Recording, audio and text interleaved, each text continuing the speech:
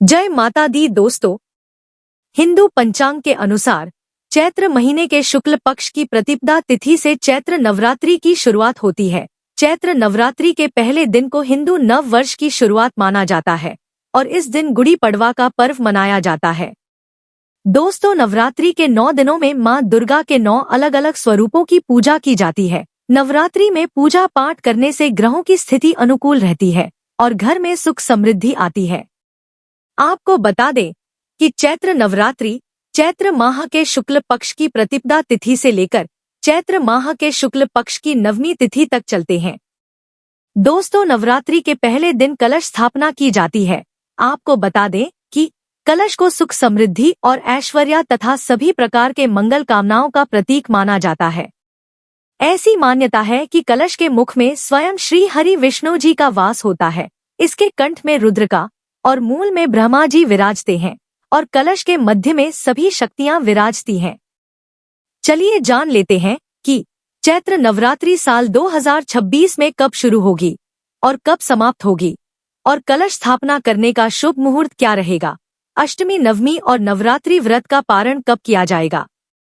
तो आपको बता दें कि चैत्र नवरात्रि की शुरुआत 19 मार्च 2026 दिन गुरुवार को हो जाएगी और चैत्र नवरात्रि की समाप्ति 27 मार्च 2026 दिन शुक्रवार को होगी और प्रतिपदा तिथि की शुरुआत 19 मार्च 2026 की प्रातःकाल 6:52 पर होगी और प्रतिपदा तिथि की समाप्ति 20 मार्च 2026 की प्रातःकाल 4:52 पर हो जाएगी और कलश स्थापना करने का शुभ मुहूर्त 19 मार्च 2026 को सुबह 6:52 से लेकर सुबह 7:43 तक रहेगा और इस दिन अभिजीत मुहूर्त 19 मार्च 2026 को दोपहर 12:05 से लेकर दोपहर 12:53 तक रहेगा और 26 मार्च 2026 दिन गुरुवार को अष्टमी तिथि रहेगी।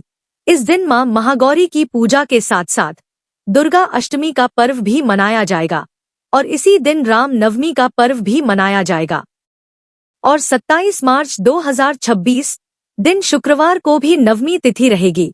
इस दिन मां सिद्धिदात्री की पूजा के साथ हवन और कन्या पूजन का आयोजन किया जाएगा और इसी दिन नवरात्रि व्रत का पारण किया जाएगा, राम नवमी। चलिए नवरात्रि की पूजा विधि समझ ले। दोस्तों, नवरात्रि के पहले दिन सुबह जल्दी उठकर स्नान करें और साफ कपड़े पहने, फिर पूजा स्थल की सफाई कर गंगाजल छिड़के। लकड़ी की चौकी पर लाल कपड़ा बिछाकर मां दुर्गा की मूर्ति रखें। इसके बाद मिट्टी के पात्र में जौ बोएं और उसके बीच में कलश स्थापित करें। कलश में जल, सिक्का, सुपारी, अक्षत और आम के पत्ते रखें। अगर संभव हो तो 9 दिनों के लिए अखंड दीपक जलाएं, वरना सुबह शाम भोग, आरती और पूजा जरूर करें। रोज माता की विधिवत पूजा करें। माता को अक्षत, सिंदूर, पुष्प और फल अर्पित करें, भोग लगाए, धूप दीप जलाए। फिर ओम ऐं ह्रीं क्लीं चामुंडाय विच्चे मंत्र का जाप करें। साथ ही प्रतिदिन मां के विशिष्ट स्वरूप का ध्यान कर मंत्रों का जाप करें। दुर्गा सप्तशती का पाठ करें और अंत में मां दुर्गा की आरती गाएं। इसके बाद अष्टमी या नवमी तिथि को हवन और छोटी कन्याओं को भोजन कराकर उनका आशीर्वाद लें। इसके बाद ही नवरात्रि व्रत का पारण करें। तो दोस्तों, यह जानकारी आपको अच्छी लगी तो कमेंट में जय माता दी जरूर लिखें और अगर आपका कोई सवाल है तो उसे कमेंट बॉक्स में अवश्य पूछ लें और इस वीडियो को लाइक करें, शेयर करें और साथ ही साथ चैनल को सब्सक्राइब करें। धन्यवाद।